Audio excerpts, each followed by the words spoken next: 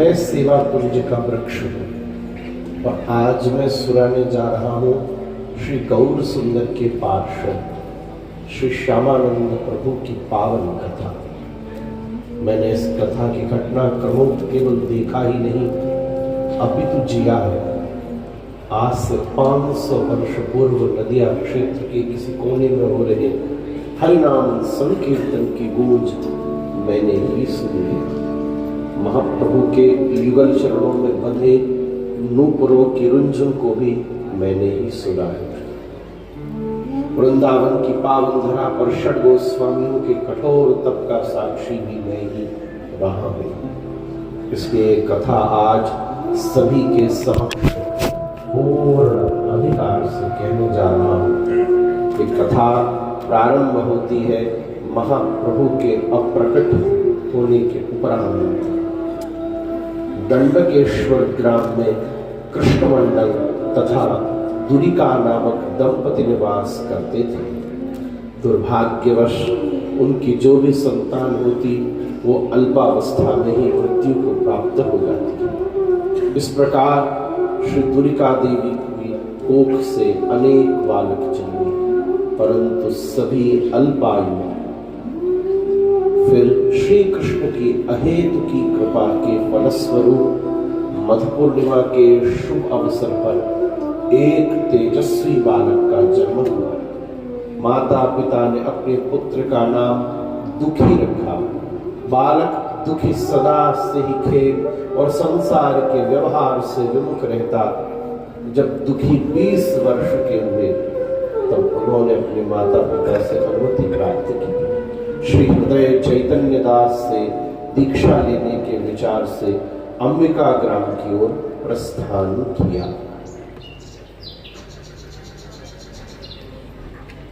श्रेयस्वितिं भक्ति मुदस्यते विभो।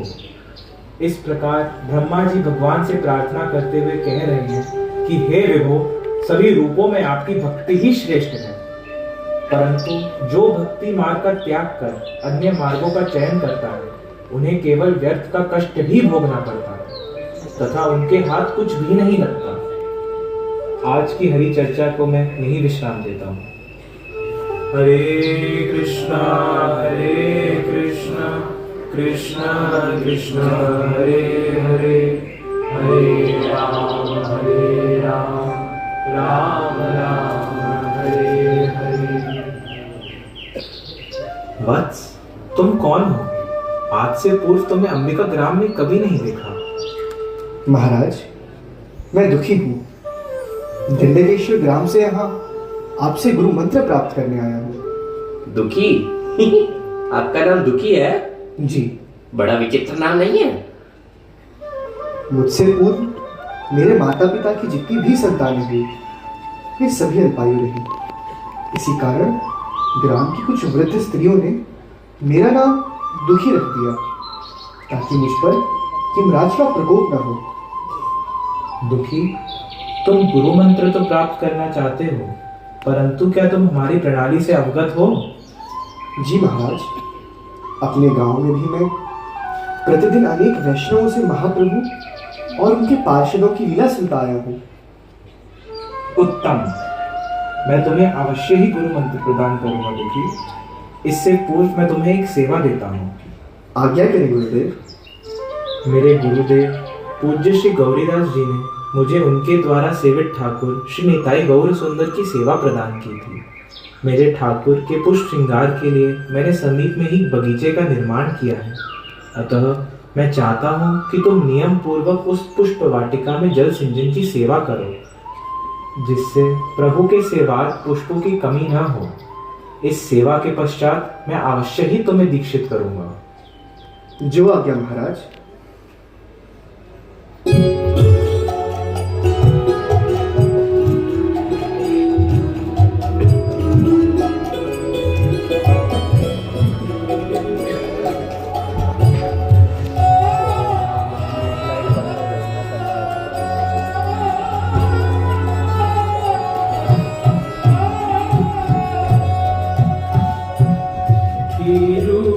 पाइब सेवा मुई दूरा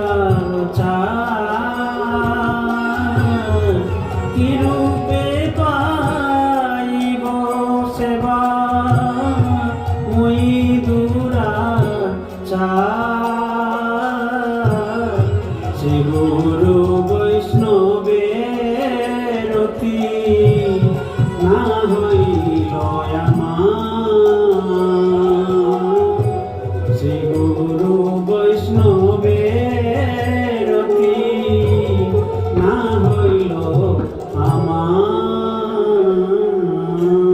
दुखी ने अपने गुरुदेव की आज्ञा को शिरोधार्य किया तथा प्राणपन से बगीचे में जन सेवा करने लगे। इस सेवा के कारण किसी को भी दुखी के दर्शन नहीं होते, क्योंकि वो चुपचाप सभी की दृष्टि से बचते हुए ये सेवा करते। ऐसे ही गुरु आज्ञा का पालन करते हुए उनके अनेक माह बीत गए। दुखी द्वारा की जा रही सेवा को देखकर कुछ शिष्यों को ईर्ष्या होने लगी और एक दिन गुरुदेव, आजकल तो दुखी दिखाई भी नहीं देता। वह अवश्य सेवा कर रहा होगा। ऐसी भी क्या सेवा गुरुदेव जो अपने ही गुरु के दर्शन हेतु ना आए? मेरे दर्शन से दुखी को क्या ही लाभ होगा। शिष्य का परम हित तो गुरु द्वारा दी गई सेवा में ही निहित होता है। अतः दुखी मुझसे मिलने आए या ना आए, मैं यह नहीं देखता। मैं देखता हूँ तो केवल सेवा। क्षमा करना महाराज, क्या दुखी सेवा भी कर रहा है? अर्थात परिकर के किसी भी व्यक्ति ने उसे पिछले 4 माह से नहीं देखा, तब वो जाने वो सेवा कर भी रहा है कि नहीं। जाओ, दुखी को बुलाकर लाओ। जो आज्ञा गुरुदेव।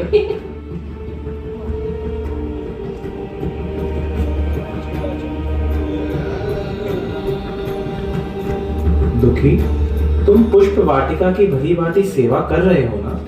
आपकी कृपा से सेवा सुचारू रूप से चल रही है गुरुदेव। रक्त, ये रक्त कैसे निकला दुखी?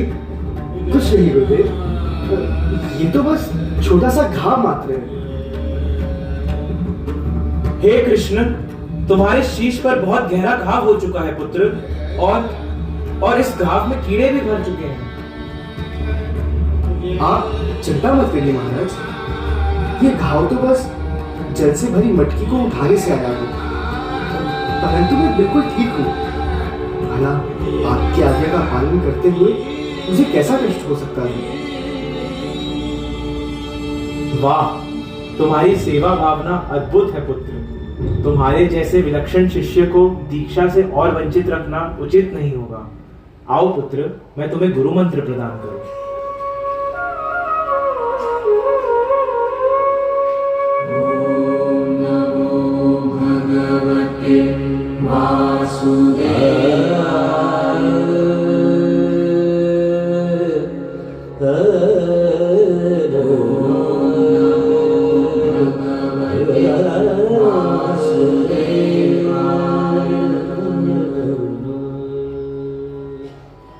आज से तुम्हारा नाम है दुखी कृष्णदास।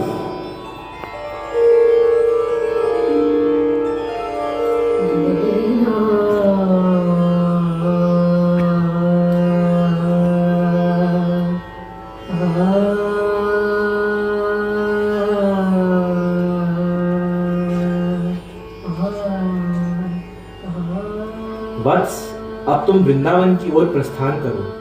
यह पत्र लो तथा इसे श्री जीव गोस्वामी को दिखाओ। वे तुम्हें अपना जानकर तुम्हारा भक्ति मार्ग पर मार्गदर्शन करेंगे।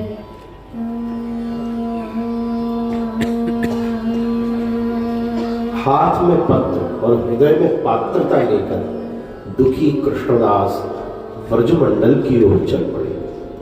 असंख्य अरण्य और पर्वतों को लांघ कर वो ब्रज पहुंचे। सर्वप्रथम दुखी कृष्णदास श्री कृष्ण की बाल लीला स्थली गोकुल पहुंचे। वहां पर नंदराय के भवन का दर्शन करने के उपरांत वे बरसाना पहुंचे। बरसाना में श्री लाडली जी के निवास स्थान का आनंद पूर्वक दर्शन करने के बाद वे गोवर्धन जी की तलहटी में पहुंचे। श्री गिरिराज का दर्शन करते हुए दुखी कृष्णदास कृष्ण विरह से कातर हो उठे और यहाँ वहां अपनी श्याम सुंदर को ढूंढने लगे।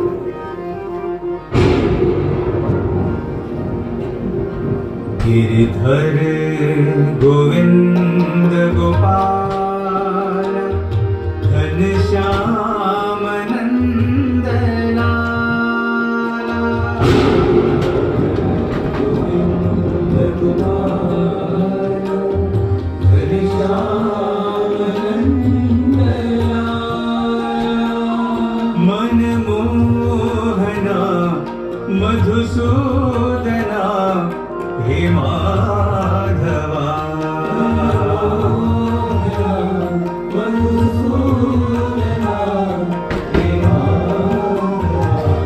गिरिधर गोविंद गोपाल घनश्याम नंद लाला दामोदरा जनार्दना मुरलीधरा मनमोहना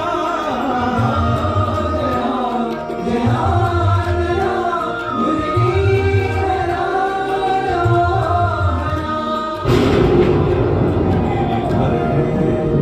गोविंद गोपाल घनश्याम नंद लाला।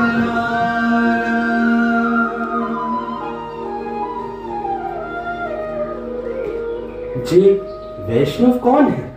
यहाँ के निवासी तो नहीं लगे।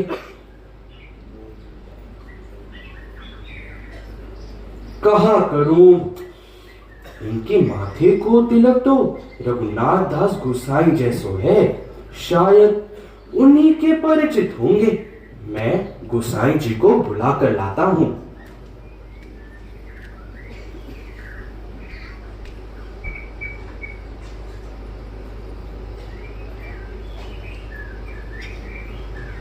क्या हुआ? महाराज, वो व्यक्ति अवश्य आपको परिचित निकले हो। वाने आप जैसो तिलक लगाए रखो है गोसाई जी।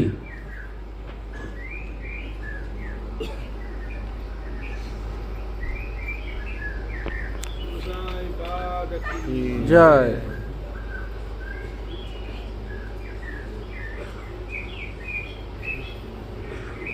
तुम कौन हो पुत्र? यहाँ के निवासी तो नहीं लगते। महाराज, मैं दुखी कृष्णदास हूँ, श्री हृदय चैतन्य दास जी का शिष्य। अपने गुरुदेव की आज्ञा से गौड़ देश से यहाँ ब्रजमंडल आया हूँ। हृदय चैतन्य जी के शिष्य हो? फिर तो तुम हमारे अपने ही हो दुखी कृष्णदास। मैं रघुनाथ दास हूँ। गोस्वामी जी,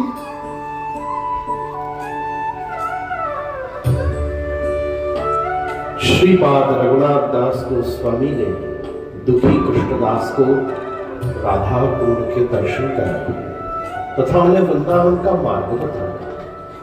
विविध लीला स्थलियों को प्रणाम करते हुए दुखी श्री वृंदावन पहुंचे और श्री जीव गोस्वामी जी से मिले।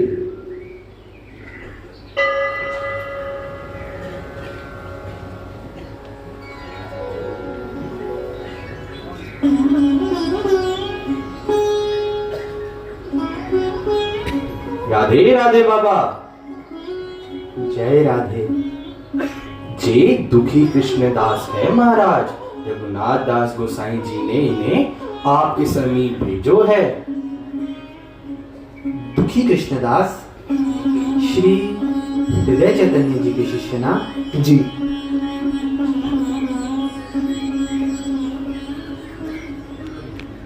श्रीपाद, ये पत्र मुझे मेरे गुरुदेव ने आपको देने की आज्ञा दी है।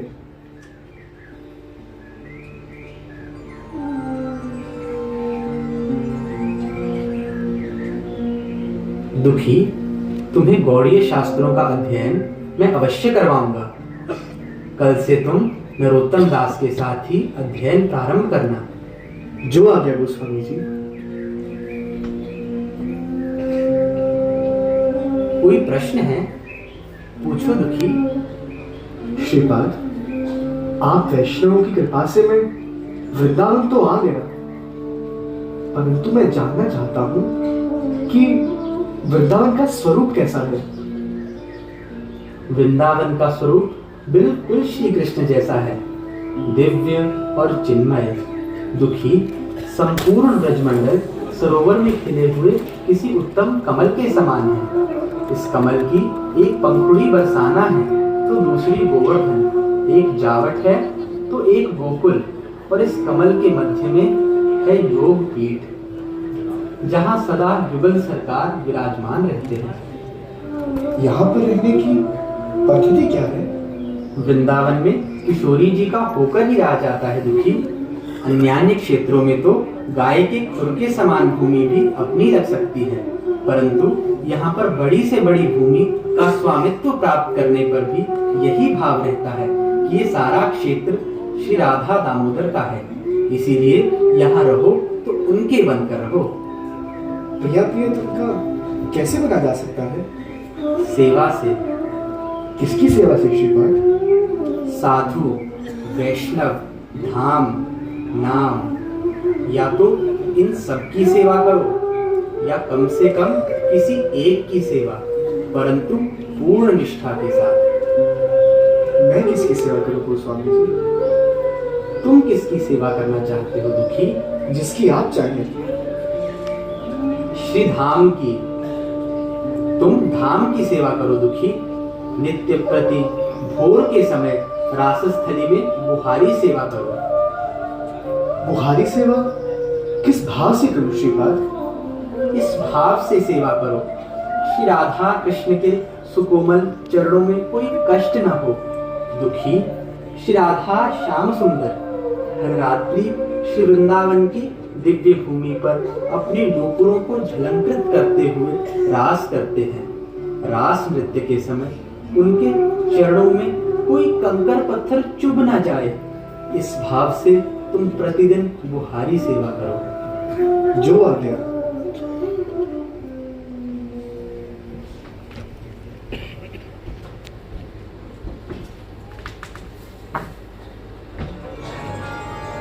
भाव से सेवा करो श्री राधा कृष्ण के सुकोमल चरणों में कोई कष्ट न हो दुखी। श्री राधा श्याम सुंदर रात्रि श्री वृंदावन की दिव्य भूमि पर अपने नूपुरों को झलंकृत करते हुए रास करते हैं। रास नृत्य के समय उनके चरणों में कोई कंकर पत्थर चुभ न जाए, इस भाव से तुम प्रतिदिन बुहारी सेवा करो।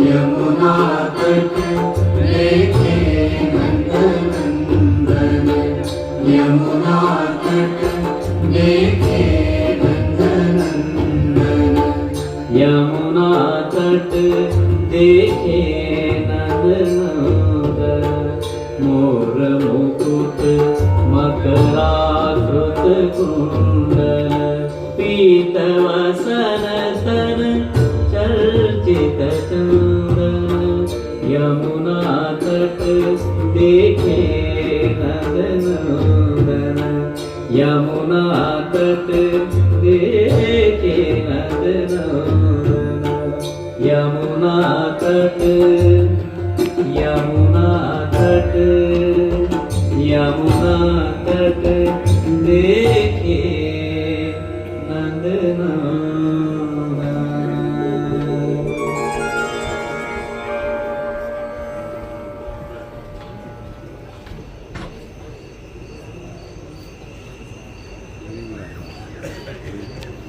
श्री राधा श्याम सुंदर रात्रि श्री वृंदावन की दिव्य भूमि पर अपने नूपुरों को झलंकृत करते हुए रास करते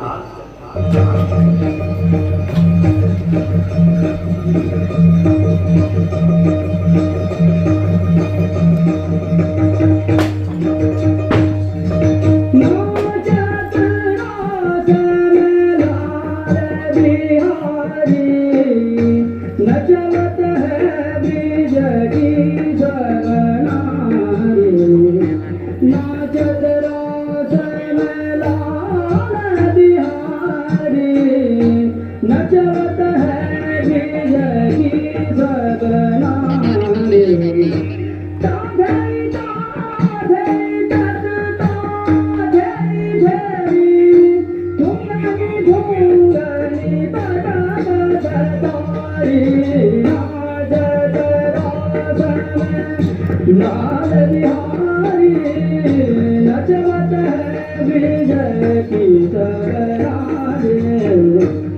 श्री राधा एक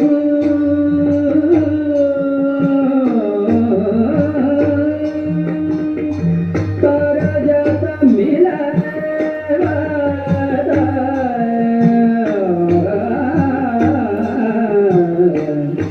ले कयला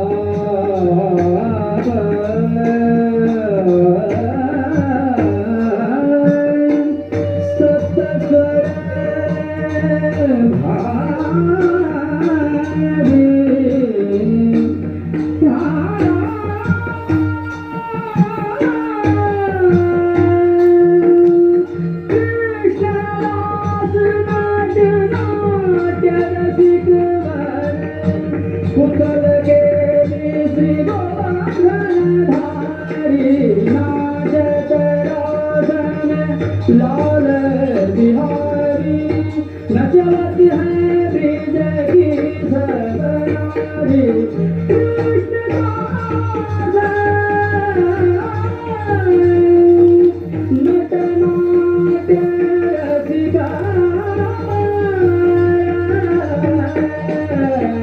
कुशल के श्री नाचत रास में लाल बिहारी नचत है ब्रिज की सबनारी नाचत रास में लाल बिहारी नचत है ब्रिज की सबनारी ब्रिज की सबनारी ब्रिज की सबनारी नाचत रास में।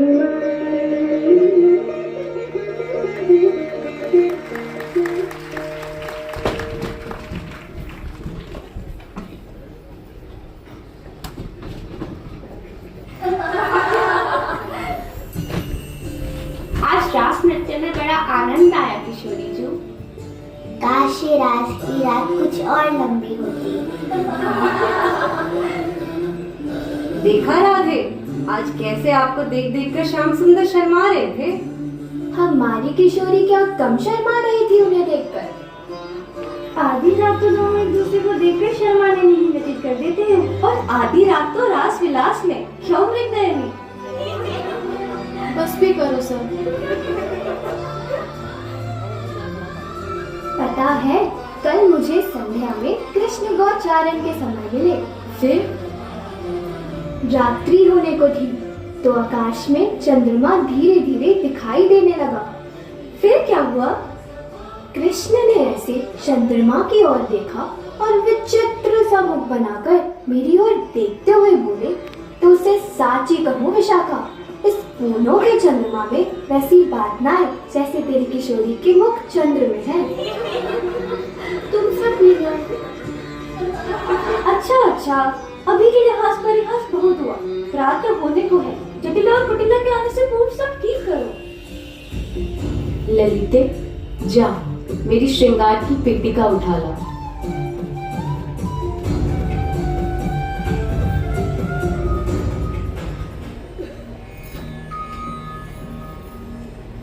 ललिता, मेरी पायल कहाँ गई? एक चरण में तो है, परंतु दूसरे में नहीं। आज संध्या को यमुना पुलिंग पर तो नहीं गिर गई? नहीं मालती, उस समय भी मैंने पायल धारण की हुई थी। कहीं किसी कुंज में तो नहीं गिर गई? मैं आज किसी कुंज में गई ही नहीं विशाखा। तो भला पायल गई कहाँ? पायल अवश्य राजस्थली पर होगी। हाँ, वृंदा उचित कह रही है। अवश्य रास के समय वह पायल कहीं गिर पड़ी होगी। ललिता, मुझे यह पायल मेरी सास ने दी थी। यदि उन्हें पता चला कि यह राजस्थली में खो गई है तो बहुत समस्या हो जाएगी। तो शीघ्र जाओ और ले आओ। आप चिंता मत करो, मैं अभी लेकर आती हूँ।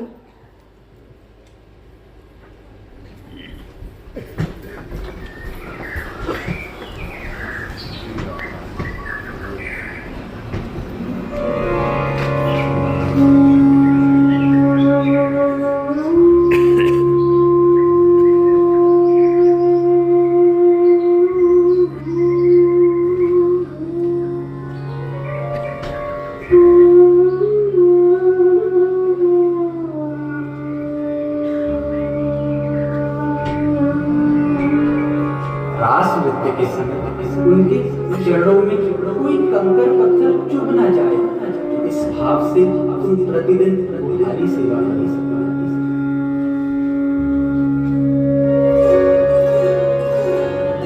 किशोरी तेरे चरणन की रज पाऊं, किशोरी तेरे चरणन की रज पाऊं, किशोरी तेरे चरणन की रज पाऊं। बैठी रहूं कुंजन के कोने,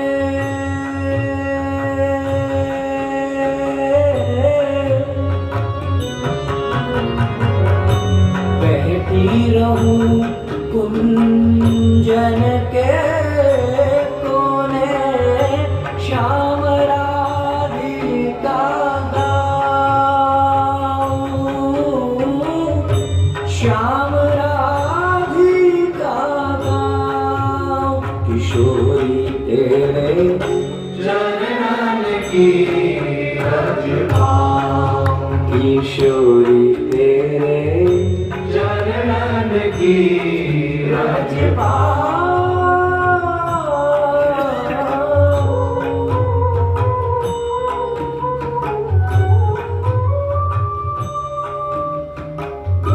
ये दिव्य प्रकाश कहाँ से आ रहा है?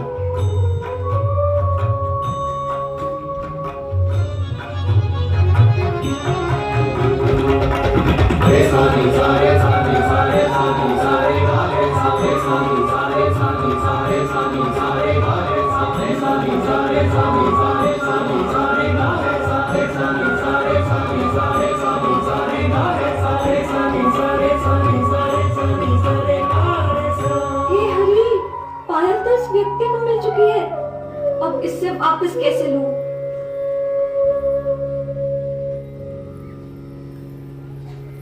अरे कोई है?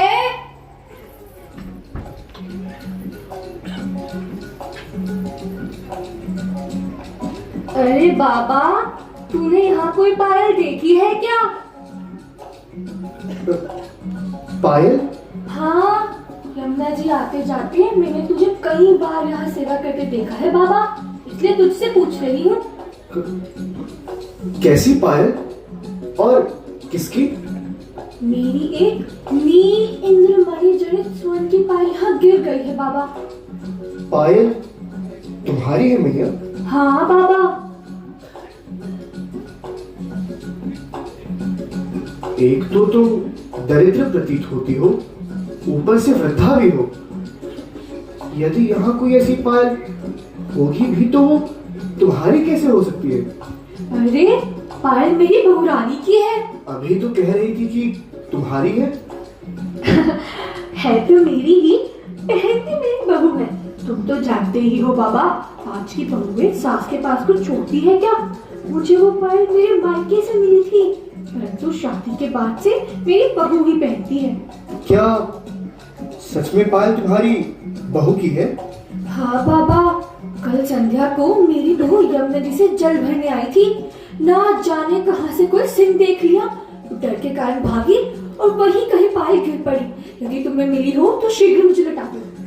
पायल बहू की है और लेने सास आई है?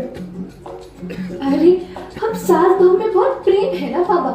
अभी तो अपनी बहू की बुराई कर रही थी मैया। अरे इतना तो चलता रहता है ना बाबा, तुम मुझे बस जल्दी से पायल दे दो। पायल तो मेरे पास है भैया, परंतु मैं इसे तुम्हें नहीं दूंगा। क्यों? जिसकी पायल है उसे बुलाओ।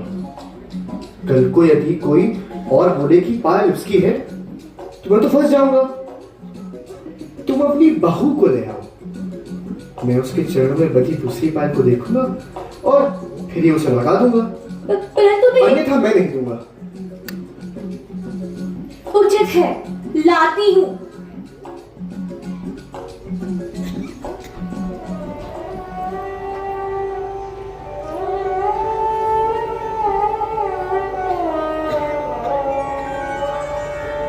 किशोरी जी बड़ा ही धूप व्यक्ति है।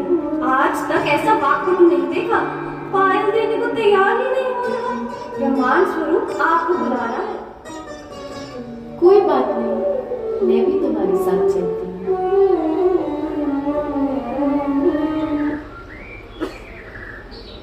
ले आओ, आ गई मेरी बहू।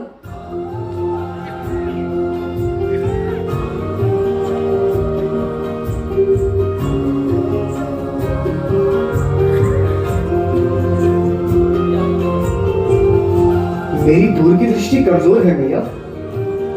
अपनी बहू से कहो मेरे समीप आए।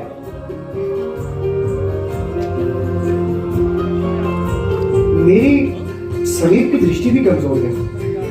पहले मैं चरणों का स्पर्श करूंगा, तभी पायल लौटाऊंगा।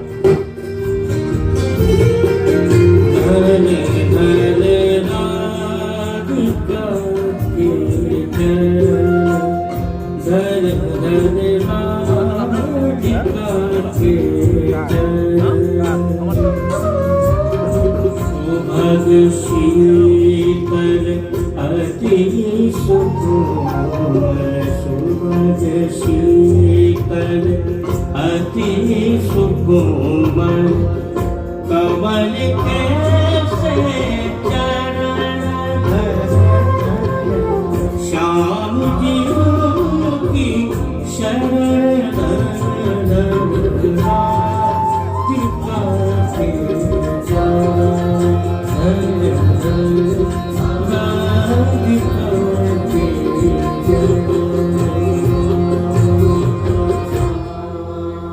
देख लिए चरण समीप से, अब शीघ्र इसे लौटा दो।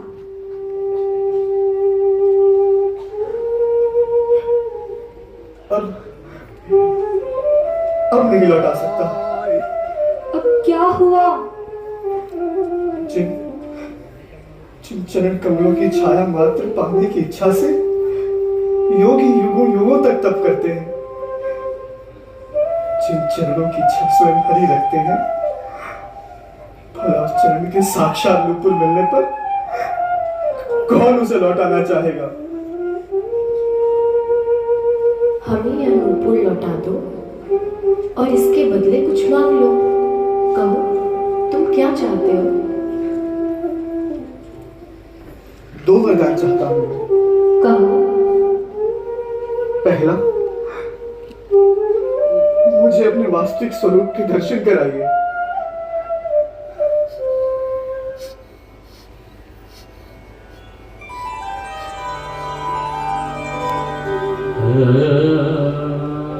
और दूसरा ये कि आप मुझे अपनी सेवा में दासी के रूप में स्वीकार कर लीजिए स्वामिनी। ललिते, इसे मेरा निज मंत्र प्रदान करो तथा अपने संग ले जाकर राधा कुंड में स्नान कराओ। जो आज्ञा स्वामिनी।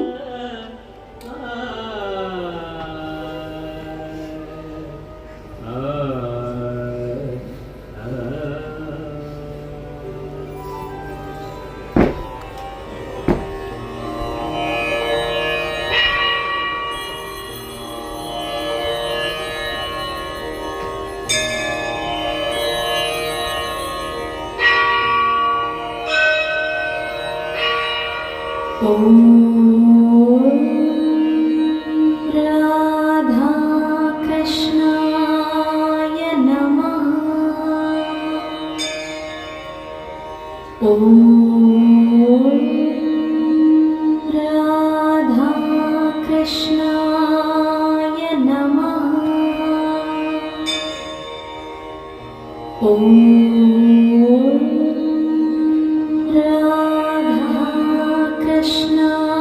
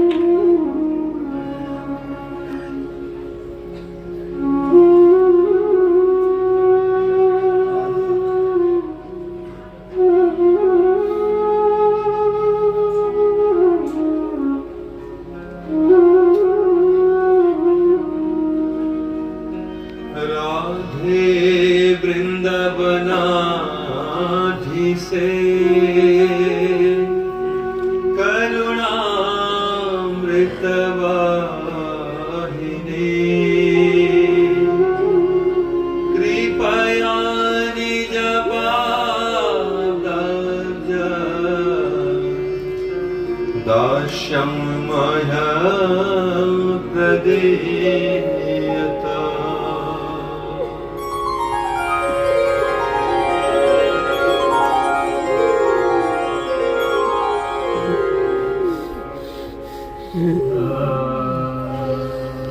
कनक मंजरी, आज से मैं तुम्हें यह तिलक प्रदान कर रही हूँ।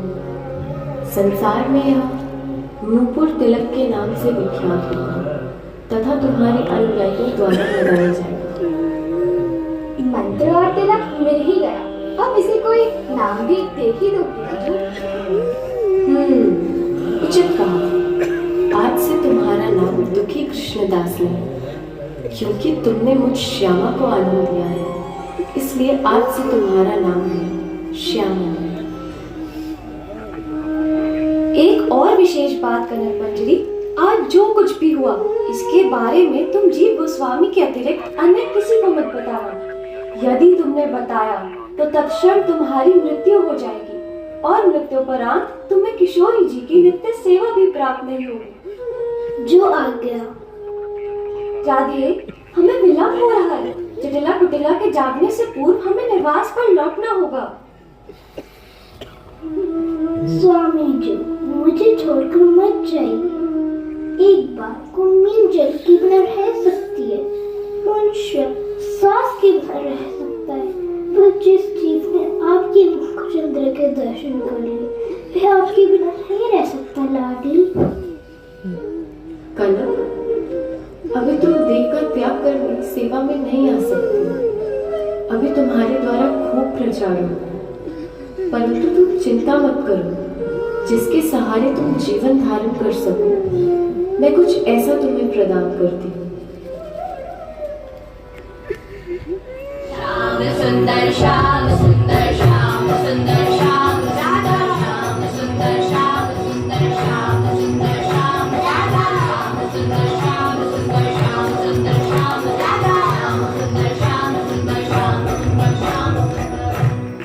यह मेरे हृदय से प्रज्ञा निकले श्याम सुंदर, आज से ये तुम्हारे हैं और तुम इनके।